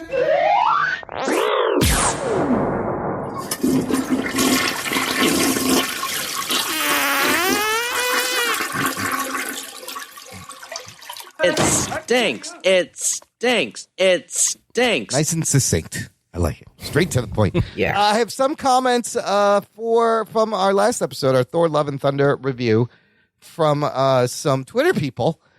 Bob Brasky at Bob Brasky says, great point about the Jane Foster floating helmet thing. Why not just wear a fucking helmet? He's got a point. Doesn't have to be a CG helmet all the time if it looks like a floaty helmet. On the other hand, at JHULSF said, I agree with Anthony. Thanks, man. So very succinct, right to the point. He's like, there was no two explanation sides. why to back it up. It's just yes. He loved the movie meeting. He might as well have just put yes. Yes. Thanks, man. Then, but I appreciate it. And then our buddy Johnny Gons writes, great episode for a dude that loves the Naked Gun movies. This hit those feels. He's talking about Thor Love and Thunder. Maybe this needed a straight man to bounce off of like Ruffalo, but all in all, still great. You guys doing any coverage of Westworld? He says, season 3 was shit, but 4 is coming in hot. Rugs, have you started watching Westworld No, season? I did not. Me neither. There's like 3 or 4 I'm trying to get caught episodes up on out these now. 80s movies, and then I'll move over to that. Yes. To shows. I got to watch Better Call Saul. I got to watch this. Saul Rosenberg. Anecdotally, I did hear that Westworld season 4. Yeah, from one of my friends, it's like, oh, this one's good. Holy shit. But I haven't watched any Westworld. I've watched all of them. I still don't know what the fuck the show is about. It's one of those shows. So you're just like, Well, it I don't know lost what's its happening. way, and then on the second season, it kind of lost its way, and then the third season tried to like bring you into like the modern day, Yeah. because everything takes place in this like park that's in the West, Wild West. I don't know. I got to catch up So on now recap on now season we're like 3. in like the future. So It's I'm gonna have to check. And every time I've started to watch it, I'm like, okay, what can I watch? Oh, Westworld. I have not pulled the trigger because I'm like, I don't feel like watching a show where I'm not gonna know what the fuck is going on, and it's gonna make my brain hurt, and I'm gonna be like, what did I just it's hard to watch? remember everything that happened. Yeah, so I will watch it though, Johnny Gons, because Like I've they all went invested. to heaven or some shit. I don't remember. I don't even fucking remember. Anyways, well, I want to finish this news from the nation, Anthony, with a conversation we had last week right after your internet suspiciously stopped working. Yeah, you guys were going to start shitting on Marvel, so I'm like, I'm out of here. Well, are we shitting on Marvel? Let's see if you can defend it, because this John Bellotti had a great comment about where's Phase 4 heading. Do they have a direction? He has posted this article that I thought was pretty good. Just again, I'm just going to repeat these numbers in perspective. It says here, it took Marvel Studios 8 years to release the first 13 movies. 8 years, first 13 movies, 27 hours of total storytelling time. To compare that with right now, Phase 4, we are 18 months into what they're calling Phase 4, which consists of 6 movies, 7 TV shows, and it's a little over 50 hours of content. Anthony, I want your take. Do you see where it's headed? What is it heading towards? Is it heading towards anything? I mean, I see where it's headed because I just nerd out on some of this stuff. So, like, they're clearly, to me, building towards a Secret Wars Kang type thing going on. And I think, like, not everything is going to be, not all these characters are going to come together in one film, but I think that's where they're going. We didn't know where Avengers was going until the end of that credit scene. When we knew they were building towards Avengers, but we didn't know where Marvel was really going until we got that credit scene. It's like, oh, Thanos. Right. Like, this is a thing with Thanos. Yep. I think the problem here is they've released so much content, like you mentioned, and we don't really have a clear direction, and they're introducing a lot of new characters, and we don't even know if there's an Avengers film. So I agree. Like, if you're a fan, you're kind of like, first off, you're like, the story kind of ended with Endgame. I don't know if I need to keep watching, but now I am watching, and there's just so much to keep up with. They're very stretched thin in terms of, like, I don't know how Feige has time to be overlooking everything like this. I don't think he has so the time. Much shit they're putting out. Yeah, so I mean, I agree. Like, they definitely don't. It doesn't seem like they have a direction unless you're just super in the know and are just watching all the nerd videos like I do. So for like a casual fan, I definitely see that, one, they're stretched too thin. Two, there's a lot of things going on and you don't know where it's going, and it's a lot of new characters. So we don't really even know like who the kind of the figureheads are of the universe right now. Like Phase 1 started with Tony, Robert Downey Jr., and you kind of knew like, oh, he's the North Star for all this. But you had the Avengers as a team together. Yeah. Right. So you can cover a lot of ground with all those characters together in a movie, like in some kind of fashion. This is like everybody's kind of spread out, and it feels like it's not, you can't move them all the pieces at the same time. You know what I equate it to is I equate it to actually reading comics and trying to buy all the comics at one time and keep up with everything. Yeah. This is what this feels like. All the spin-offs and the events and the event spin-offs. Like, if you're like legitimately buying every character's comic, you try to like put it together in your head, you can't, because there's all these different writers and it's a lot. And I think that's what the model they've now adopted with the TV shows, and it's a lot. Is it going to be like that? There's that meme out there where at some point in the future, to understand a Marvel movie, you are going to have to sit through like 270 hours of content to even fucking understand what the fuck is happening, right? You don't want that to happen. There's a fear of that. Yeah, I think it's inevitable, right? With the way they're doing it. Is it also maybe like a new Phase 1? Is this like a rebuilding thing, a rebuilding year? You know, like when a team wins a championship and then everybody fucking goes off everywhere else and you got to rebuild, and it will take years, right? It started in 2008. It wasn't until 4 years later, 2012, and they're like Thanos, and then kept going. I still think that they need to thin it out a little bit. There's too much going on. So, now. Okay, here's maybe we can get some clues. Oh, that's not happening. Yes, maybe we can get some clues. And here's the thing. I told you, 50 hours plus the content in this phase. We're only halfway fucking through the phase. Here is what's remaining on Phase 4 slate. It's also interesting. Everything they announced at San Diego Comic-Con the last time they were there, 2019, has either been like released or it has a date and we know it's coming. Like, everything they announced is done, is out there. So I can't wait to see what they bring. But remaining movies in Phase 4, Black Panther, Wakanda Forever, this November. Ant-Man and the Wasp, Quantumania, next February 2023. Guardians of the Galaxy Volume 3 in 2023. The Marvels, July 28, 2023. And they have put Fantastic Four somewhere in this phase to be determined. I think Blade is also filming. I don't know if it's considered Phase 4. But Blade might be part of this also. Yeah. That's just on the movie side. On the TV side, Miss Marvel is done. The next show they're going to release will be She-Hulk, coming in August 17th. There is a Halloween special that allegedly will introduce vampire or werewolf by night and other dark figures. There is a Guardians of the Galaxy holiday special this December. Then you have the show's Secret Invasion with Nick Fury, Ironheart with Riri Williams, who we may meet in the Black Panther, Armor Wars with Don Cheadle. Then there's an untitled Wakanda series. I don't know who that's about. Well, you're also forgetting there's more? House of Harkness. Oh, fuck. There's Agatha Harkness. What If Season 2. Yes. Loki Season 2. Season 2. Filming now. And they're also doing Spider-Man Freshman Year. Oh, the cartoon. Yes. And then we don't know if X-Men 97 fits in, but they're also doing that. Well, and that is like the continuation of the 90s cartoon. So how does that, like, what if it fits in, I don't know, yeah. I mean, what if his animated anthology ties in kind of to the MCU? Well, Spider-Man will. Spider-Man will, yeah. Will, It's that. So that's a lot. Wow. That's a lot of shit. I'm glad I quit reading comics. In the next year and a half, literally. You 2 quit years. comics, and now you just have to follow them on TV instead. Yes. You have to. You got to go by, find all these back issues, read the whole run to understand where the fucking thing is. It is like comics. It's a crazy balance. They have to strike the balance of making everything feel important, but then also like starting stories where there's a beginning and end and you don't have to do all the research. Do you want to watch all these shows? I don't know. I mean, I do, but I'm a nerd. I do. I'm not the real. He's the nerd. I'm just. I like this. You're the stuff. jock. Yeah, I'm sorry. Fuck you.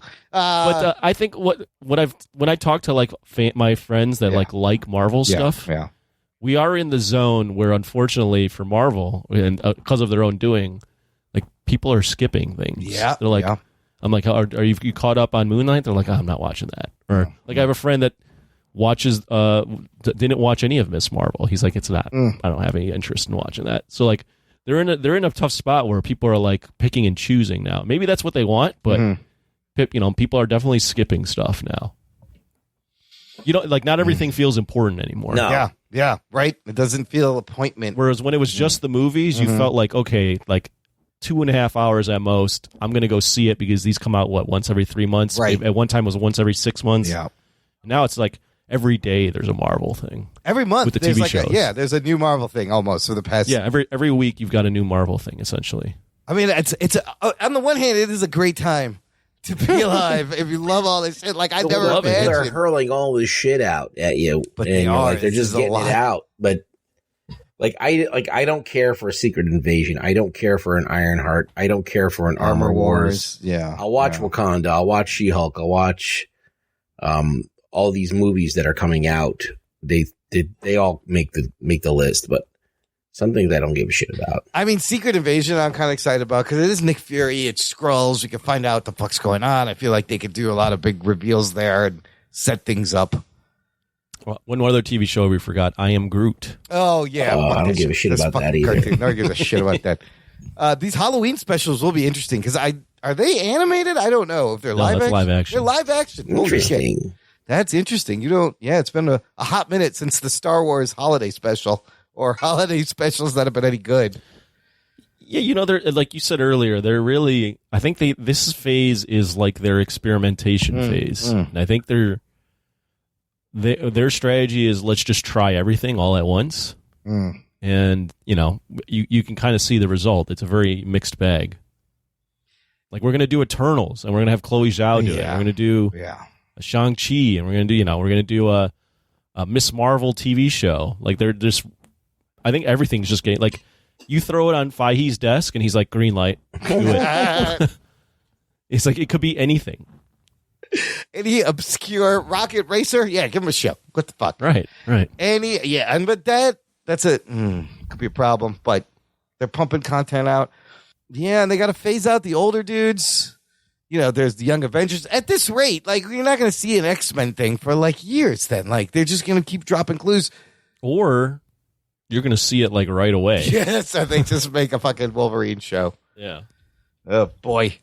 It's a lot. It's a lot. If you're a casual fan, even if you're Rugboy level fan. It's you can already tell from his voice he's not interested in all this shit. So and we have this and Star Wars. There's so much content coming in the next few years. I want to know what it is. It's like I already know what to expect from the Disney machine. Yeah. Especially with the TV shows.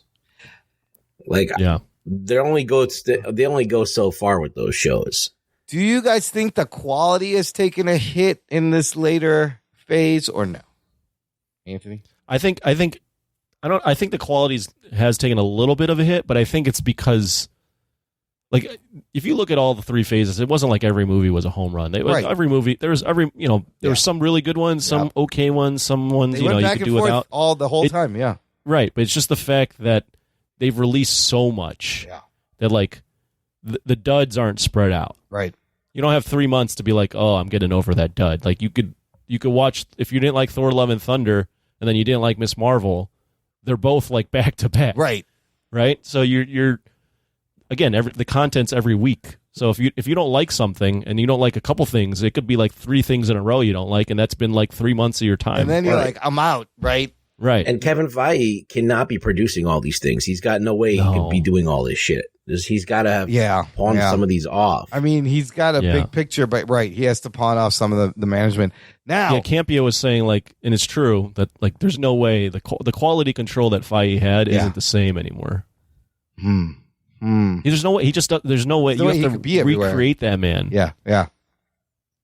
So that's why you got like the shows, and I think that's probably one of the reasons you look at like the shows and movies, and they're like, how does this even fit in? Like, right. You look at like Miss Marvel, and you're like, how the hell does that time loop even make sense with the rules they established? Or how the hell did you have Tiamat coming out of the earth and nobody's talked the earth about not it. Exploding? Yes. Like, how does it make sense anymore? Yeah. And wouldn't people be talking about this? And it hasn't cracked the crust. Yeah, they're throwing a lot of these things out there. Rips in reality, Doctor Strange fucked up a lot of things. You got alternate universe, you got dimensions. You're like, what? People How does this all make sense? People saw 3 fucking Spider-Men. Oh, they forgot, though. Did they forget? I don't even know. Yeah, Peter Parker, nobody knows who he is. That he's, no one knows who he is. Or but yet, do they? How does he get a job? Yeah, how does he have a social security number, birth certificate? How does any of this work? It's comics. It's comics. But again, great time to be alive if you love all this shit. Here's going to be a big test, right? Miss Marvel, I thought on the better end of things, oh boy, this She-Hulk, I think this is going to go crazy. It's going to be a shit show to watch unless they've really fixed the special effects. I feel like it's going to be a big crash and burn. This might be like the first, fucking 2 thumbs down actual. Because this is the most high profile of the shows like that of new characters. Like Loki, we know already. Wanda, we already know. Right. You got Ruffalo in it. You got the name Hulk. And, can't wait. August 17th. So that's going to be a big one. But, hopefully there's more clues to where this is heading. Let's finish up with some what are we watching. Anthony, you watched anything interesting, fun? Yeah, I'm doing my catch-up for the show next week. Ketchup and mustard. Yeah, what'd you watch? Over the weekend, I watched Highlander and Mad Max 2. Oh, I also watched Mad Max 2. I'm going to watch that also soon. known as a Road Warrior in the States. Yeah. What'd you think of Highlander? Oh, my God. I don't know how this movie made the tournament. I forced it on you. You did. This is one of your picks, and it is... You have to watch it. That's why. Oh, my God. It's your job to watch this, Anthony. It's very low that's all I budget. have to say. Yeah. It is very... It's an 80s movie. You can't deny it. Oh, my God. It's the most 80s movie you've ever seen. The concept is there's something cool about it, do you think? The concept is okay. Yeah. It can be only one. The way it's filmed, the acting... Very bad. Oh, so bad. I mean, like even worse than some of these 80s films. I'm like, this is bad, but I enjoy it. This one's like, oh my God, this is bad. Christopher Lambert is the worst person to cast. He might be one of the worst actors I've ever seen in my life. And he's blind. Is he blind? Like he's legally blind. Like he's not like blind where he needs a walking stick, but when he made that wears movie, glasses he was really. He wears glasses and like he's got really bad vision, so like he couldn't see shit that was happening. He doesn't know what the director is telling him. His accent is absurd. His accent is terrible. He's ugly. He's firing on all cylinders. It's like, why did they cast that guy? But the fact that Sean Connery's in it is just absurd. As an Egyptian. And he's Egyptian, as he's first a Spaniard, then he's an Egyptian, right? And it's like, what? How much do they pay you to do this, dude? He did some bad movies. He showed up in some Zardoz. That was the Zardoz, League of Extraordinary Gentlemen. Yeah, Highlander. Wow, wow. But you don't like the Kurgan? Yeah, he was fine. Yeah, he was. I like Clancy Brown's awesome in anything. So Kurgan's cool. Just for the Kurgan, it's worth watching. And the you weird, get a weird sex scene. Yeah. Oh my god, that sex scene is so strange. That scene preceding that scene that like makes her want to have sex with him is like first off, they have like an odd relationship. He stalks her. Yeah.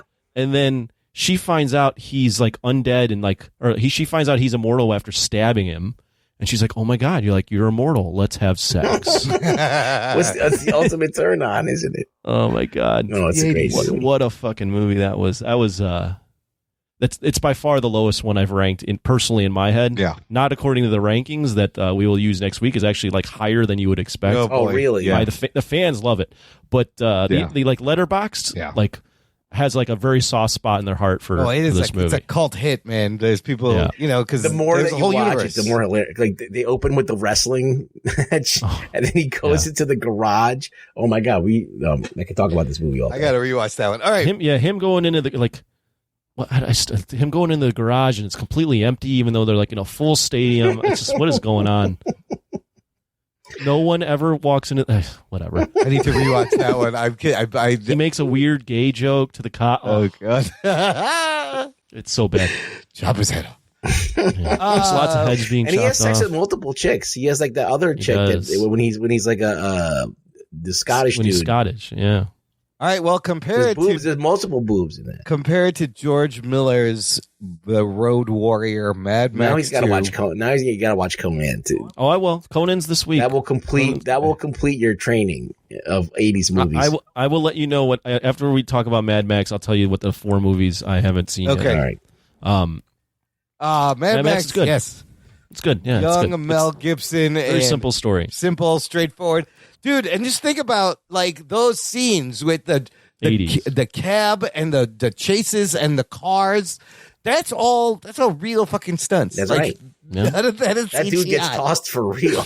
They are throwing. The people are jumping from car to car. Yeah. My favorite scene, because it's so bizarre, is when the feral kid gets out of the hole. The feral kid is great. He throws the boomerang. Yes. The guy with the glasses tries to catch it. He cuts his fingers off. And everyone laughs. And the feral kid does a backflip and then runs back into the hole. Fucking slicey with the fucking boomerang. And he gets his fingers sliced, and all the bad guys that are like with him, they start laughing. It's just like, well, the guy tries to catch it. Just slices it right. I love the dog in that movie. The fucking Australian Shepherd dog, little dude. That dog was great. They killed him off screen. I was very angry. It's your classic like lone wolf gets roped into a situation where he doesn't really want to be there, but then like he wants to just get out of that situation, but he ends up being roped in and like having to save the day for these good people type thing. Oh, bow down to Lord among us. Fucking the costumes are amazing. The bondage, like the way that it's like biker and bondage gear and the fucking cars they made and the like all that shit was great. Isn't the bad guy from Commando in that one? Is he? Probably one of them. No, I don't think. No? Is he? I don't know. The guy with the mohawk? He looks like jacked. Let's see. Commando. But the guy with the red mohawk, as I look this up, like he's wearing like a fucking like what do you call those straps? Anal or not? beads?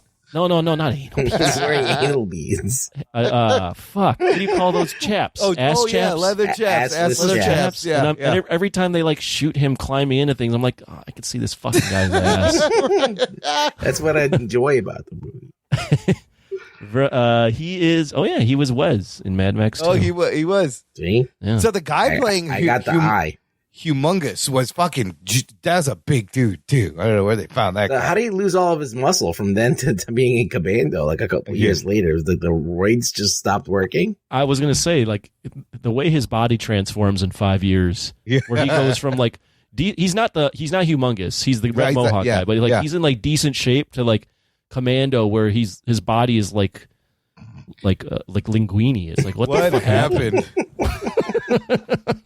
The mesh shirt doesn't help. Vernon Wells. Oh, he's fucking Bennett. That's right. Yeah. Wow, that's let off some steam, Bennett. One thing to point out is, having seen like a bunch of these 80s movies, the amount of crossover in actors in all of these movies, I guess it makes sense, right? But it's like, it's kind of insane. It's like, I almost want to map one though. He's not, but he's I almost want to like, if I had endless free time, I would just like want to map out the amount of crossover actors in all these movies. You see the same guys over and over again. And over. Great explosions, too. And, like, just great, like, desolate Australian landscapes. Like, that just, these roads, and they're driving and they're doing these scenes. It was fucking crazy. Yeah. It's one of those movies where you're watching and, like, this is pretty normal to see now. Right. Just like, back in the, I have to, like, transport myself back to the 80s. 1981, this came out. That would have blown my mind. Like, holy shit, look at these stunts. Yeah, it's pretty good. I also watched Red Dawn. Oh, that's a John Milius film, who also did Conan the Barbarian. John Milius, Patrick Swayze, Charlie Sheen. I gotta watch that. Is it good? It's not bad. It's a very like pro-America, you know, it's American film. Yeah. But there's a lot of violence. Okay. And it's not bad. It's good. It's a good story. Red Dawn's on my list. I gotta see Red Dawn, Conan the Barbarian, The Delta Force, and Best of the Best are my last four. Okay, I think you're gonna like Best of the Best the most. Okay. I was looking for Chuck Norris movies. I was looking for Delta Force. I couldn't find it on Amazon, but they had The Octagon.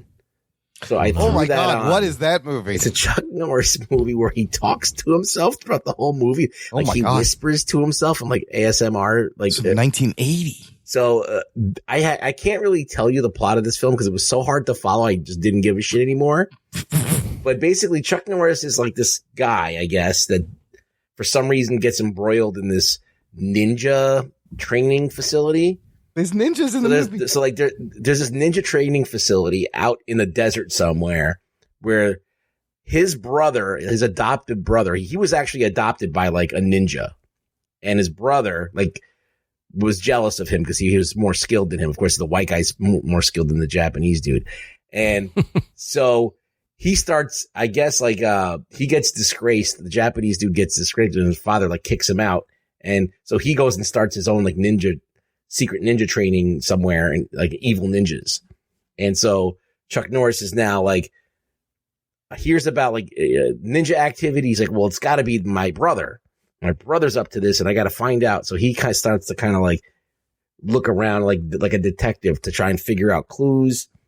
And he ends up like always hooking up with like some women. Like, so the movie opens, he goes like, there's no, like it's shot horribly and it's written horribly. So he goes to like a dance where supposedly there's like a dance performance where they're doing karate, but you never see it. You never see. You just see like them taking a bow, and he's like, I like how you." He goes up to this hot chick. He's like, "I like how you incorporated karate into your dance." And then the next thing you know, like they're on a date immediately. And I'm like, happening? And then Bilotti, remember last week? He's like, "Yeah, there's no tits in a Chuck Norris movie." I'm like, "All right, well, I guess none of these chicks are getting naked." And all of a sudden, out of nowhere, one of the girls takes off her shirt, and I was like, "Oh my god, Bilotti's wrong." We're gonna have to let him know. So like, it was a terrible movie. Don't watch it. But there is a crazy ninja with a red mask on that's pretty cool looking. But they literally, I'm going to describe to you how the director shoots action scenes.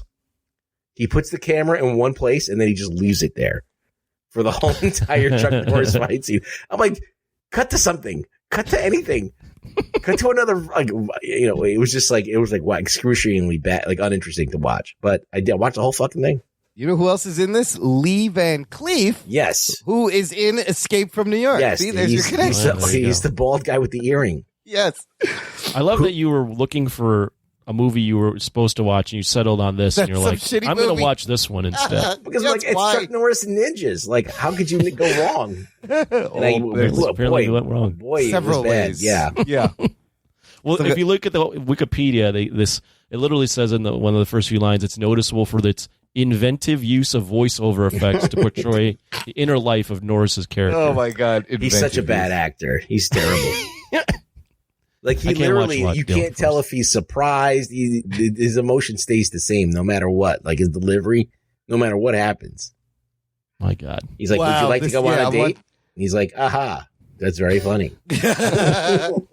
I'm watching this trailer. It looks like a TV. Oh my God. Movie from 1980. It is 1980. So yeah. So wow. Well, that's not in the tournament. I watched the wrong Chuck Norris movie. The wrong Chuck Norris movie. You son of a bitch. I was like, I haven't seen. I'm like, I remember I saw it.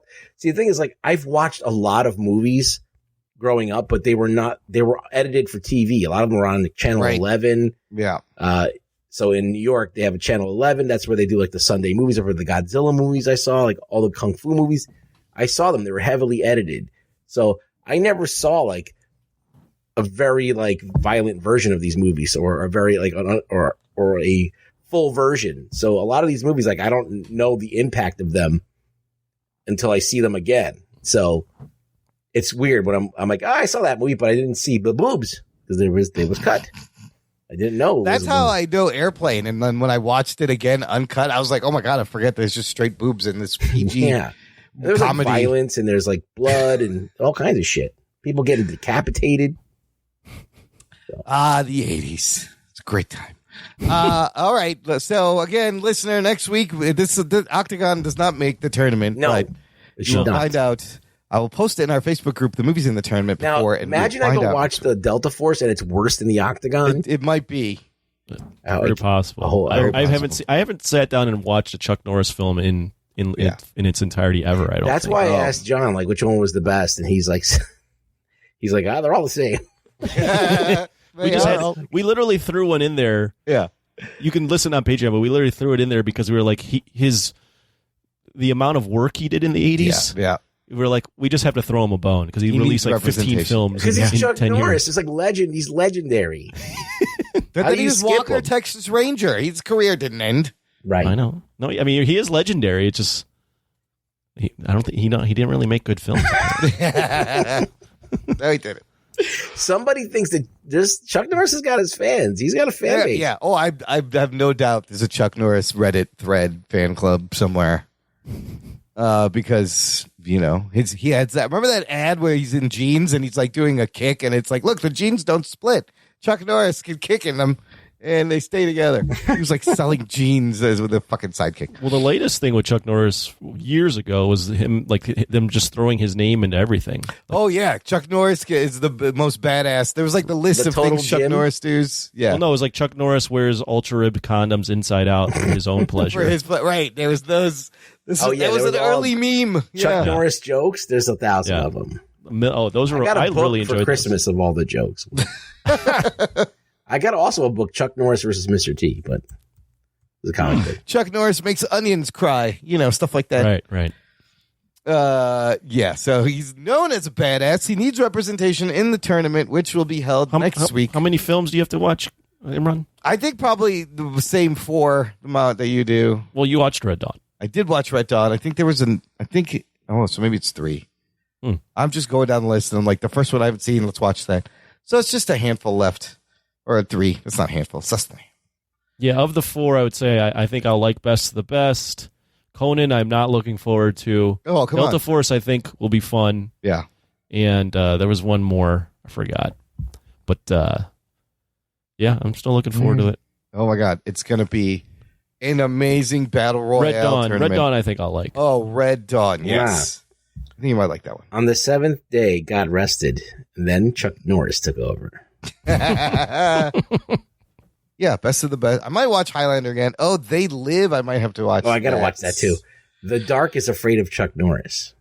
There's tons of those fucking stupid jokes. Oh, they were so funny. Some of them were really fucking funny. Chuck Norris grinds his coffee with his teeth and boils the water with his own rage. It's fucking silly. Anyways, when that's Freddy it. Krueger has nightmares, they're about Chuck Norris. Stay tuned for San Diego Comic-Con, listener. We will be discussing probably on our Patreon hangout because it's the first day. All the news next week. 80s action tournament next week. The Gray Man is also out if you want to watch that. I gotta watch so much stuff. Oh my God. A lot of stuff to watch. We will discuss. Rugs, where can the listener find you online? You can find me on Twitter at ReallyRugBoy. Come follow me. There'll be a link to Rugboy's Twitter in our show description as well. Follow us. Support the show. Share the show. That's the most important thing you could do. Spread it around. Spread around the geekery. Thank you for listening to the Jock and Nerd Podcast. My name is Imran. My name's Anthony. He's the Jock. He's a nerd. We'll peep you next time. Let me tell you about Tony, all right? Tony ruins lives. I fucking loved it. Be more funny.